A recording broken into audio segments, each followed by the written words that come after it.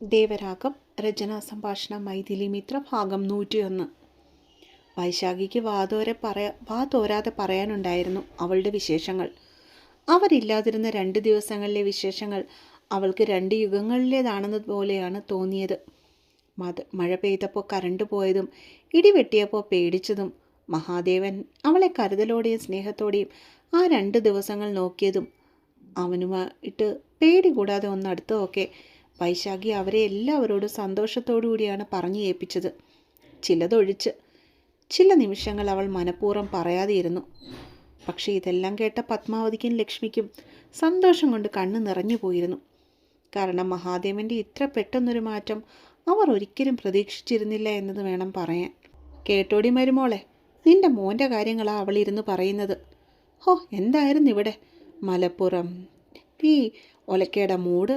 ഇപ്പോൾ കണ്ടില്ലേ, നമ്മൾ 2 ദിവസം ഇവിടുന്ന് മാറി എന്നപ്പോഴേക്കും ആ പിശുക്ക മൂക്കും കുത്തി വീണത്. ഞാൻ പറഞ്ഞിട്ടില്ലേ അവൻ്റെ മുത്തശ്ശൻ്റെ സ്വഭാവമാണ് കിട്ടിയേക്കുന്നതെന്ന്. അങ്ങേരി ഇങ്ങനെ തന്നെ ആയിരുന്നു. എന്നിട്ട് എന്തായി? പത്മം ഓരോന്നോർത്തെടുത്ത് പറഞ്ഞുകൊണ്ടിരുന്നു. വൈശാഖിക്ക് അതെല്ലാം കൂടി കേട്ടപ്പോഴേക്കും നാണം വന്നു. അതുകൊണ്ട് തന്നെ അവൾ പുഞ്ചിരിയോടെ തല കുനിച്ചിരുന്നതേയുള്ളൂ. വൈശക്കൊച്ചേ, ലക്ഷ്മി വാത്സല്യത്തോടെ അവളുടെ കൈകൾ രണ്ടും പൊടുന്നനെ കവർന്നു. പെണ്ണവരെ മുഖമുയർത്തി നോക്കി. മോൾക്ക് സന്തോഷമായോ ഇപ്പോൾ? പെണ്ണിൻ്റെ താടിത്തുമ്പിൽ പിടിച്ചു വലിച്ചുകൊണ്ട് അവരാ പെണ്ണിനെ പുന്നാരിച്ചു. അവരെയൊക്കെ നോക്കാനുള്ള ചമ്മലുകൊണ്ട് അവൾ തല കുനിച്ചു പിടിച്ചു കളഞ്ഞു. അച്ചോടാ, എൻ്റെ കൊച്ചിൻ്റെ നാണം കണ്ടില്ലേ? അവളുടെ സന്തോഷം കണ്ട് മനസ്സ് നിറഞ്ഞ പത്മം പൊട്ടിച്ചിരിച്ചു. പോ മുത്തശ്ശി. പെണ്ണിന് അവിടെ ഇനിയിരിക്കാൻ പറ്റുന്നുണ്ടായിരുന്നില്ല. അതുകൊണ്ട് തന്നെ അവൾ എഴുന്നേറ്റ് നേരെ മഹാദേവൻ്റെ മുറിയിലേക്ക് ഓടിക്കയറി. കൊച്ചിന് നല്ല മാറ്റം ഉണ്ടല്ലേടി, ആ പിശുക്കനൊന്ന് മെരുങ്ങിയെന്നാ തോന്നുന്നേ. അവൾ പോയ വഴിയെ നോക്കി പത്മ അടുത്തിരുന്നവളോട് കുശുകുശുത്തു. 2 ദിവസം നമ്മളിവിടെ ഇല്ലാഞ്ഞപ്പോഴേക്കും കൊച്ചങ്ങ് പകുതിയായി അല്ലേടി ലക്ഷ്മിയെ? അത്താഴം കഴിക്കുന്നതിനിടയിലാണ് പത്മാവതി ആ ടോപ്പിക്ക് പെട്ടെന്ന് എടുത്തിട്ടത്.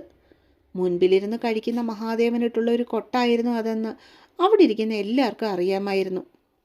ഒന്നും മിണ്ടാതിരി അമ്മേ എന്ന് ബാലു ഇടയിൽ കയറി ആംഗ്യം കാട്ടി പറയാൻ ശ്രമിച്ചുവെങ്കിലും പത്മാവതി അങ്ങോട്ടേക്ക് ഒട്ടും നോക്കാൻ പോയില്ല. ഹോ, എങ്ങനെ ഇരുന്ന കൊച്ചായിരുന്നു, ഇപ്പോൾ കണ്ടില്ലേ എല്ലാം തോലുമായി.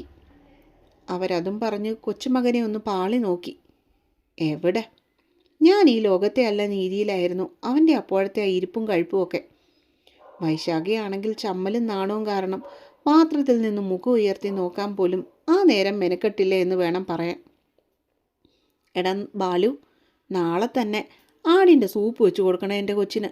ക്ഷീണമൊക്കെ അങ്ങ് മാറട്ടെന്നേ. പത്മം വീണ്ടും ഇരുന്ന് ഗോളടിച്ചു. പക്ഷെ അപ്പോഴും മഹാദേവൻ മൗനമായിട്ടിരിക്കുകയാണ് ചെയ്തത്. വാങ്ങാം അമ്മേ. അമ്മയുടെ വായ ആര് വിചാരിച്ചാലും അടപ്പിക്കാൻ ഇത്തിരി പ്രയാസമുള്ളത് കൊണ്ട് തന്നെ ബാലു തലയാട്ടി അത് സമ്മതിച്ചു കൊടുത്തു. അന്ന് യാത്രാക്ഷീണമാണെന്ന് പറഞ്ഞ് ബാലു വളരെ കുറച്ച് മാത്രമേ കഴിച്ചുള്ളൂ. എന്നിട്ട് നേരത്തെ തന്നെ കൈയും കഴിയും മുറിയിലേക്ക് പോവുകയും ചെയ്തിരുന്നു. പോകുന്നതിന് മുന്നേ വൈശുക്കൊച്ചിൻ്റെ തോളിൽ ഒന്ന് തട്ടി അവളോട് ഗുഡ് നൈറ്റ് പറയാനും അയാൾ മറന്നില്ല. ഇതെന്നാ വൈശുവേ, നിന്റെ കഴുത്തൊക്കെ ചുവന്നു കിടക്കണേ, വല്ലതും കടിച്ചതാണോ? പൊടുന്നനെയാണ് വൈശുവിൻ്റെ കഴുത്തും നെഞ്ചിനും മുകളിലും ഒക്കെയായി ചുവന്നും റോസ് നിറത്തിലും ഒക്കെ കിടക്കുന്ന മായാറായ പാടുകൾ കണ്ട് പത്മാവതി ഇത്തിരി ഒച്ചയെടുത്ത് തന്നെ ചോദിച്ചത്. വൈകിട്ട് കുളി കഴിഞ്ഞ് ഇത്തിരി കഴുത്തിറക്കമുള്ള ടീഷർട്ടായിരുന്നു വൈശാഖി ഇട്ടിരുന്നത്. മഹാദേവനും വൈശുവും ഒരുപോലെ ഞെട്ടി പാത്രത്തിൽ നിന്ന് മുഖം ഉയർത്തി. എന്നിട്ട് പരസ്പരം അങ്ങോട്ടും ഇങ്ങോട്ടും നോക്കി. ശേഷം ഒരേപോലെ മുത്തശ്ശിയുടെ നേർക്ക് നോട്ടം വായിച്ചു. ഷോ, ദേഹം മുഴുവൻ ഇങ്ങനാന്നോ കൊച്ചേ? അവളുടെ കഴുത്തിലും പുറത്തുമൊക്കെ പരിശോധിച്ചിട്ട് ബോണ്ട വളരെ സങ്കടത്തോടെ അവളോട് തിരക്കി. അല്ല മുത്തശ്ശി, അവിടൊന്നും ഇല്ല. എങ്ങനെയൊക്കെയോ അവൾ പറഞ്ഞൊപ്പിച്ചു. അതെങ്ങനാ, ഗുഹ പോലല്ലേ ഇവൻ്റെ മുറി? ഉള്ള പഴയ ആക്രിയൊക്കെ കളയാതെ എപ്പോഴും മുറിക്കകത്ത് സൂക്ഷിച്ചു വെച്ചിരിക്കുകയല്ലേ? വല്ല എട്ടുകാലിയും കടന്നലും ഒക്കെ കൂട് വെച്ചിരിക്കാൻ വേറെ കാരണങ്ങൾ വല്ലതും വേണോ? പത്മാവതി കത്തിക്കയറുകയാണ്. വൈശു ചമ്മലോടെ പാത്രത്തിലേക്ക് മുഖം മുഴുത്തിയപ്പോൾ മഹാദേവൻ വാല് മുറിഞ്ഞതുപോലെയാണ് എല്ലാവരുടെയും മുന്നിലിരുന്നത്. കൊച്ചിൻ്റെ ദേഹത്തുള്ള പാട് കണ്ട ഏതോ ആക്രാന്തം പിടിച്ച കടന്നല കുത്തിയെന്നാ തോന്നുന്നേ. എന്തായാലും വെച്ചോണ്ടിരിക്കേണ്ട ലക്ഷ്മിയെ, നീ കഴിച്ചു കഴിഞ്ഞ് ഇച്ചിരി പച്ചമഞ്ഞൾ അരച്ച് അവളുടെ പാടിലൊക്കെ ഒന്ന് ഇടണം കേട്ടോ. രാവിലത്തേക്ക് കുറവില്ലെങ്കിൽ നമുക്ക് ആശുപത്രി കൊണ്ടുപോയി വല്ല വിഷചികിത്സയും ചെയ്യാം. വലിയ ഗൗരവത്തിലാണ് പറഞ്ഞതെങ്കിലും കൊച്ചുമോൻ്റെ മുഖത്തെ ഭാവങ്ങൾ ശ്രദ്ധിക്കാനും അവരാ നേരം മറന്നില്ല എന്നത് മറ്റൊരു സത്യം. ചെക്കൻ്റെ കണ്ണുകളൊന്ന് പിടയ്ക്കുന്നതും ഇടയ്ക്ക് കഴുപ്പിൻ്റെ വേഗത ഒന്ന് കുറയുന്നതൊക്കെ ചെയ്യുന്ന കണ്ടപ്പോൾ പത്മാവതി ഒന്ന് ഊറി ചിരിച്ചു. ചെയ്യാം അമ്മേ. തൻ്റെ മകനെ വാരിയത് മതി എന്ന രീതിയിൽ ലക്ഷ്മി പത്മാവതിയോട് കണ്ണുകൾ കൊണ്ട് ആംഗ്യം കാട്ടി. പത്മാവതിയുണ്ടോ അത് കേൾക്കാൻ കൂട്ടാക്കുന്നു. അല്ലെങ്കിൽ തന്നെ മഹാദേവനെ ചൊറിയുന്നത് തൻ്റെ ജന്മാവകാശം എന്ന പോലെയാണ് അവരുടെ പെരുമാറ്റം പോലും. പിശുക്കന് പിടിച്ച് ഒരിക്കലും നേരെയാവില്ലെന്നും കരുതിയ കൊച്ചുമോൻ്റെ ജീവിതം ഒന്ന് പച്ച പിടിച്ചു കാണാൻ വേണ്ടി അവരോളം നേർച്ചയും കാഴ്ചയും വഴിപാടുകളും ഒന്നും ദേവൻ്റെ അമ്മയായ ലക്ഷ്മി പോലും ചെയ്തിട്ടില്ല എന്ന് പറഞ്ഞാൽ അതിൽ അമ്പരപ്പെടാനൊന്നും ഇല്ലാതാനും. എന്നാൽ പിന്നെ ഒരു കാര്യം ചെയ്യ് വൈശുകൊച്ചെ, നീയ് ഇന്നെൻ്റെ കൂടെ കിടന്നോ. നീയ് അവൻ്റെ മുറി തൂത്തുവാരി കഴുകി ഇറക്കിയിട്ടൊക്കെ മതി ആ മുറിയിലെ സഹവാസം. അവസാനത്തെ ആണിയും ഉച്ചിയിൽ അടിച്ചുകൊണ്ടവർ വിളംബരം പുറപ്പെടുവിച്ചു. അത് കേട്ടത് നെറുകയിൽ തരിപ്പ് കയറി മഹാദേവൻ ചുവയ്ക്കുവാനായി തുടങ്ങി. വൈശാഖിയുടെ അവസ്ഥയും മറ്റൊന്നായിരുന്നില്ല. അവൾ ഞെട്ടലോടെ വായും പൊളിച്ച് പത്മാവതിയെ തന്നെ നോക്കിക്കൊണ്ടിരുന്നു. വെള്ളം കുടിക്ക് ദേവാ. ലക്ഷ്മി അവൻ്റെ നെറുകയിൽ ചെറുതായിട്ടൊന്ന് തട്ടിക്കൊടുത്തു. എന്നിട്ട് ഗ്ലാസ്സിലിരിക്കുന്ന വെള്ളം അവൻ്റെ കയ്യിലേക്ക് എടുത്തു പിടിപ്പിച്ചു. എൻ്റെ കെട്ടിയോള് എൻ്റെ കൂടെ കിടക്കും, അല്ലാതെ അവളെ ഞാൻ കെട്ടിക്കൊണ്ട് വന്ന് നിങ്ങളുടെ കൂടെ കിടത്താനല്ല. വേറെ ആൾ നോക്ക പോണ്ടേ. ചുമനിർത്തി ഒന്ന് ഓക്കെ ആയതും മഹാദേവൻ ബോണ്ടയെ നോക്കി പല്ല് ഞെരിച്ചുകൊണ്ട് മുരണ്ടു. ഇങ്ങനെ പോയാൽ നിന്റെ മരുമോക്ക് പേ പിടിക്കും. നേരത്തെ തന്നെ വല്ല ടീറ്റി എടുത്താൽ കൊള്ളാം. കൊച്ചുമോനിട്ടുള്ള കുട്ട് ഇത്തവണ ബോണ്ട മരുമോളുടെ ചെവിയിൽ പാടി തീർത്തു. മര്യാദയ്ക്ക് തിന്നിട്ട് നീ മുറിയിലോട്ട് വന്നോണം. കൈ കഴുകി റൂമിലേക്ക് പോകാൻ തിരിഞ്ഞവൻ വൈശാഖിയെ നോക്കി താക്കീത് ചെയ്യാനും മറന്നില്ല. നിനക്ക് വേറെ തുണിയൊന്നും കിട്ടിയില്ലായിരുന്നോടി ഇടാന്? മുറിയിലേക്ക് കയറി ചെന്ന വൈശാഖിയെ കാത്തിരുന്നത് മഹാദേവൻ്റെ വഴക്കായിരുന്നു. അത് പ്രതീക്ഷിച്ചതായിരുന്നത് കൊണ്ട് തന്നെ അവൾക്ക് പ്രത്യേകിച്ചൊന്നും ആ നേരം തോന്നിയില്ല. പെണ്ണവനു മുമ്പിൽ ചെന്ന് മുഖം കുനിച്ചങ്ങ് നിന്നു കളഞ്ഞു. 24 മണിക്കൂറും കണ്ണും മുഖവും മൂടി നടന്നോളാം എന്ന് കൃത്യമായിട്ട്. മഹാദേവൻ ബാക്കി പറഞ്ഞില്ല. മുൻപിൽ നിൽക്കുന്നവളെ കണ്ണുരുട്ടി കാട്ടി. അല്ലേ തന്നെ എന്തേലും കാണാൻ വേണ്ടി ഇരിക്കുക ബോണ്ട. അതിനിടെ കറക്റ്റായിട്ട് തന്നെ അവൾ കൊണ്ട് ഇട്ടുകൊടുത്തു. അവളുടെ കഴുത്തിൽ തെളിഞ്ഞു കാണുന്ന ചുവന്ന പാടിന് മുകളിലൂടെ മഹാദേവൻ വിരലോടിച്ചുകൊണ്ട് പെറുപിറുത്തു. ഞാൻ അറിയാതെ ചെയ്തതല്ലേ. പെണ്ണ് തെല്ലൊന്ന് മുഖമുയർത്തി. എന്തറിയാതെ? മൂത്ത് 2 ഉണ്ട കണ്ണുണ്ടല്ലോ, അതെന്തിനാ ഫിറ്റ് ചെയ്ത് വെച്ചിരിക്കുന്നേ? മഹാദേവൻ പൊടുന്നനെ ചൂടായി. ബോണ്ടയുടെ മുന്നിൽ വാല് മുറിഞ്ഞതിൻ്റെ ചടപ്പ് അവനൊട്ടും സഹിക്കാൻ പറ്റുന്നുണ്ടായിരുന്നില്ല. സാറെന്തിനാ എന്നെ വെറുതെ വഴക്ക് പറയുന്നത്? സാറ് വെച്ച പാട് തന്നെയല്ലേ ഇത്. ഇങ്ങനെയൊക്കെ വരുമെന്നറിയായിരുന്നെങ്കിൽ സാറല്ലായിരുന്നോ ശ്രദ്ധിക്കേണ്ടത്? വൈശാഖിക്ക് ചെറിയ രീതിയിൽ ദേഷ്യം വന്നു. അവൾ ചുണ്ടുകൾക്കും കൂർപ്പിച്ചുകൊണ്ട് അവനെ ഉറ്റുനോക്കി. പക്ഷെ അവളുടെ ആ പെട്ടെന്നുള്ള അപ്രതീക്ഷിതമായ ആ ചോദ്യത്തിന് മുന്നിൽ മഹാദേവൻ്റെ വാ അടഞ്ഞുപോയി. വൈശാഖി ഇങ്ങനെ തിരിച്ചു ചോദിക്കുകയെന്ന് മഹാദേവൻ ഒട്ടും കരുതിയിരുന്നില്ല. അവനൊരു നിമിഷം ഉത്തരമില്ലാതെ അവളെ തന്നെ ഉറ്റുനോക്കിക്കൊണ്ട് നിന്നു. നിന്നെയൊന്നും പറഞ്ഞിട്ട് കാര്യമില്ല. ഉത്തരം മുട്ടുമ്പോൾ കൊഞ്ഞനം കുത്തുക എന്ന രീതി പരീക്ഷിച്ച് അവൻ ബെഡിന് മുകളിലേക്ക് പൊടുന്നനെ കമിഴ്ന്നു കയറി കിടന്നു. ഷെടാ, ഇതിപ്പോൾ ഞാനെന്ത് ചെയ്തിട്ടാ? അവൻ്റെ ആ പ്രവൃത്തി കണ്ട് വൈശാഖി വിരൽ കടിച്ചുകൊണ്ട് നിന്നു. കുറച്ചു നേരം കഴിഞ്ഞിട്ടും കമിഴ്ന്ന് കിടക്കുന്നവനിൽ നിന്നും യാതൊരു പ്രതികരണവും ഇല്ലെന്ന് കണ്ടിട്ടാവാം അവളും ബെഡിലേക്ക് പിന്നീട് കയറി കിടന്നത്. സർ.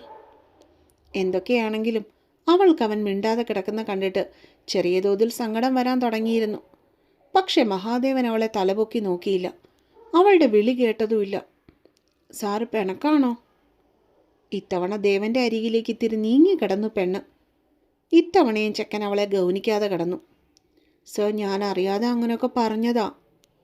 ഇത്തിരി കൂടി നീങ്ങിക്കിടന്നിട്ട് ചെക്കൻ്റെ കൈമുട്ടിന് മുകളിലായി അവൾ തൻ്റെ കൈത്തലം പതിപ്പിച്ചു. ചെക്കൻ അപ്പോഴേക്കും പൊടുന്നനെ കൈ പിൻവലിച്ചു. വൈശാഖി, കിടന്നുറങ്ങാൻ നോക്ക്. മുഖമുയർത്താതെ അങ്ങനെ തന്നെ കമിഴ്ന്നു കിടന്നുകൊണ്ട് മഹാദേവൻ വൈശുവിനോട് ചൊടിച്ചു. അതല്ല സാർ, എന്നെ ഒന്ന് കേൾക്കുവോ? അവൻ്റെ കൈക്കുഴയിൽ കിടന്നു ഉറങ്ങി ശീലിച്ചവൾക്ക് അവനോട് കെഞ്ചുകയല്ലാതെ വേറെ മാർഗമൊന്നുമില്ലായിരുന്നു. മിണ്ടാതെ കിടന്നോണം. ഇനി നീ വായ തുറന്നാ നിന്നെ ബോണ്ടയുടെ മുറി കൊണ്ടുപോയി ഞാൻ തട്ടും. ഇത്തവണ ചെക്കൻ അവൾക്ക് നേരെ ചെരിഞ്ഞു കിടന്നുകൊണ്ടാണ് ദേഷ്യപ്പെട്ടത്. എനിക്ക് സാറിൻ്റെ അടുത്ത് കിടന്നാലേ ഉറക്കം വരുള്ളൂ, ഞാൻ പോവില്ല. അവളുള്ള കാര്യം തുറന്നു പറഞ്ഞു. ഇത്തവണ മഹാദേവൻ മറുപടി പറഞ്ഞില്ല. പകരം അവളെ ഒന്ന് കൂർപ്പിച്ച് നോക്കുന്നത് കണ്ടു. എനിക്കുറങ്ങണം. ഇനിയും കൈനീട്ടി തരാത്തവനെ നോക്കി അവൾ ഇത്തിരി അധികാരത്തോടെ തന്നെ പറഞ്ഞു. നിനക്കതിനുറങ്ങാൻ മേലേ? എന്നോട് എന്തിനാ പറയണേ? ചെക്കൻ അവൾക്ക് നേരെ മുഖം ചുളിച്ചു. സാറ് കൈ തന്നില്ലല്ലോ. പിണങ്ങിയതുപോലെ പെണ്ണ് മുഖം വീർപ്പിച്ചു. നിനക്കെന്തിനാ എൻ്റെ കൈ?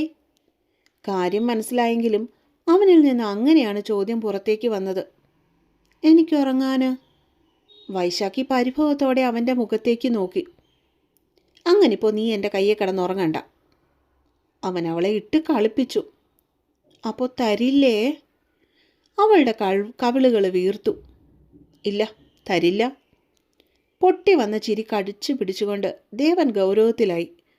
സത്യം? പിണക്കാതിൻ്റെ ഉച്ചസ്ഥായിലായി വൈശുവിന്. അതന്നെ. സത്യം എന്ന് പറയാതെ അവൻ കയ്യൂരി. അങ്ങനെ പറയണ്ട, സത്യമെന്ന് പറയേ. ദേവൻ കള്ളത്തരം കാട്ടിയതും അവൾ വാശി പിടിച്ചു. അതന്നെയല്ലേ ഞാനും പറഞ്ഞേ. അവളോളം പ്രായമായിരുന്നു അവനും അപ്പോൾ. അല്ല, സത്യമെന്ന് സാറ് പറഞ്ഞില്ല. വൈശാഖി വഴക്ക് കാട്ടി. ആ, പറയുന്നില്ലിപ്പോൾ. നീ പറയുന്നൊക്കെ അതുപോലെ തന്നെ പറയണമെന്ന് വല്ല നിയമമുണ്ടോ? മഹാദേവൻ പൊടുന്നനെ മലർന്നു കിടന്നു. അപ്പോൾ സാറ് സത്യമെന്ന് പറയില്ലെന്ന് ഉറപ്പാണോ? വൈശു കട്ടിലിന് മുകളിൽ എഴുന്നേറ്റിരുന്നു. ആ, ഉറപ്പാ. കൈകൾ രണ്ടും തലയ്ക്ക് കീഴെ പിണച്ചു കെട്ടിവെച്ചുകൊണ്ട് അവൻ മുഖം ചരിച്ച് വൈശാഖിയെ നോക്കിക്കിടന്നു. അപ്പോൾ ശരി, സാറ് പറയണ്ട. എനിക്ക് കയ്യും തരണ്ട, അവിടെ കിടന്നോ എന്നും പറഞ്ഞ് ബെഡിൽ നിന്ന് ഇറങ്ങുവാനായി അവൾ തുനിഞ്ഞു. പെണ്ണിനും ഇതുവരെ ആരോടും ഇല്ലാത്ത വാശിയായിരുന്നു അവനോട്. സ്വന്തം അച്ഛനോടും അമ്മയോടും പോലും ഇല്ലാതിരുന്ന വാശി സ്വന്തം എന്ന് കരുന്ന ആ ഒരുവനോട് മാത്രം അവൾക്ക് കാട്ടാൻ തോന്നി. ജീവിതത്തിൽ ഒരാളോടും വഴക്കടിക്കാൻ ഇഷ്ടപ്പെടാത്തവൾക്ക് ആ അവനോട് മാത്രം കാരണങ്ങളുണ്ടാക്കി കലഹിക്കാൻ തോന്നി, പിണങ്ങിയിരിക്കാൻ തോന്നി, പരിഭവം പറയാൻ തോന്നി. അവൻ്റെ അവകാശം തനിക്കാണ് എന്നതായിരുന്നു അവളുടെ മനസ്സിൻ്റെ വാദം. നീ എങ്ങോട്ടാ?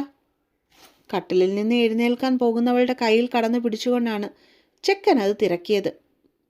ഞാൻ മുത്തശ്ശിയുടെ അടുത്തേക്ക് പോവുക. അവൾ തിരിഞ്ഞു നോക്കാതെ അത്രയും പറഞ്ഞു. എന്നിട്ട് അവൻ്റെ കൈ വിടുവിക്കാനൊരു ശ്രമം നടത്തി. എന്തിന്? അവളെ പിടിച്ച് പിന്നിലേക്ക് വലിച്ച് ബെഡിൽ കിടത്തി മഹാദേവൻ. എന്നിട്ട് അവളുടെ മുകളിലായി കൈമുട്ട് കുത്തി ചാഞ്ഞു കിടന്നു. എന്തിനാന്ന് സാറിനറിയില്ലേ? തനിക്ക് മുകളിലായി ഒരു ശ്വാസ അകലത്തിൽ നിൽക്കുന്ന അവൻ്റെ മുഖത്തേക്ക് നോക്കി വൈശാഖി പരിഭവപ്പെട്ടു. അറിയില്ല. അവനിൽ അപ്പോഴും കളിയായിരുന്നു. അറിയില്ല, ഇനി അറിയണ്ട. ഞാൻ എൻ്റെ മുത്തശ്ശിയുടെ അടുത്ത് പോവുക. അവൾ ശാഠ്യം പിടിച്ചു. മുത്തശ്ശിയുടെ അടുത്ത് പോയി കിടക്കാനേ? നിന്റെ മുത്തശ്ശിയാണോ നിന്നെ കല്യാണം കഴിച്ചേ? ചെക്കൻ പുരികം വളച്ചു. മുത്തശ്ശി എന്നെ കെട്ടിപ്പിടിക്കും, ഉറക്കിത്തരും. അവളും പുരികം വളച്ചു. എന്നാ നീ ഇന്ന് കെട്ടിപ്പിടിക്കാതെ കിടന്നാൽ മതി. കെട്ടിപ്പിടിക്കാതെ കിടന്നാൽ എന്നാ പറ്റുമെന്ന് ഞാനൊന്ന് നോക്കട്ടെ എന്നും പറഞ്ഞുകൊണ്ട് വൈശുവിൻ്റെ നെഞ്ചിന് മുകളിലായി തല വെച്ചുകൊണ്ട് മഹാദേവൻ കടന്നു. വൈശാഖിയുടെ ശ്വാസം നിന്നുപോയിരുന്ന ആ നേരം. കുറച്ച് നിമിഷങ്ങൾ കഴിഞ്ഞതും അവൻ പറഞ്ഞതിൻ്റെ പൊരുൾ മനസ്സിലാക്കിയവൾ ചുണ്ടിലൊരു ചിരിയോടെ അവനെ മെല്ലെ ചേർത്ത് പിടിച്ചു. കണ്ണുകൾ പൂട്ടിയിറങ്ങുമ്പോഴും ഇരുവരുടെയും ചുണ്ടുകളിൽ ഒരു കുഞ്ഞു ചിരി ഉണ്ടായിരുന്നു എന്നതാണ് സത്യം. വൈശുക്കൊച്ചെ, സൂക്ഷിച്ചൊക്കെ പോണം കേട്ടോടി. ദേവൻ്റെ പിന്നിലായി കോളേജിലേക്ക് പോകുവാനായി ഇറങ്ങുന്ന കൊച്ചുമകളെ നോക്കി പത്മ ഇത്തിരി ഉച്ചത്തിൽ തന്നെ പറഞ്ഞു. മഴ നിന്നതുകൊണ്ട് റെഡ് അലർട്ടൊക്കെ പിറ്റേ ദിവസം തൊട്ട് മാറിയിരുന്നു. ശരി മുത്തശ്ശി. ഉമ്മറത്ത് കാത്തു നിൽക്കുന്ന ലക്ഷ്മിയോടും പത്മാവതിയോടും യാത്ര പറഞ്ഞുകൊണ്ട് അവൾ മുറ്റത്തേക്ക് ഇറങ്ങി. പാക്കരൻ ഇന്ന് കാണില്ല കൊച്ചെ, ദേവൻ്റെ കൂടെ തന്നെ ഇങ്ങ് വന്നേക്കണേ. മഹാദേവൻ കൊണ്ടുനിന്ന് നിർത്തിയ കാറിലേക്ക് കയറുന്ന വൈശാഖിയോട് പത്മാവതി വീണ്ടും ഓർമ്മിപ്പിച്ചു. ശരി മുത്തശ്ശി. അവൾ അതിനും തലയാട്ടി സമ്മതിച്ചു. അവൾ കയറിയതും മഹാദേവൻ തൻ്റെ വണ്ടിയെ മുന്നോട്ടേക്കെടുത്തു. പക്ഷേ അവരുടെ ജീവിതത്തിന് കരുനിഴലായി ആ ഒരുവനുണ്ടെന്നുള്ള കാര്യം ആ ദേവൻ ഓർത്തിരുന്നില്ല. അപ്പോൾ കാത്തിരിക്കുക കേട്ടോ, അടുത്ത പാട്ടുമായിട്ട് അടുത്ത ദിവസം വരാം കേട്ടോ.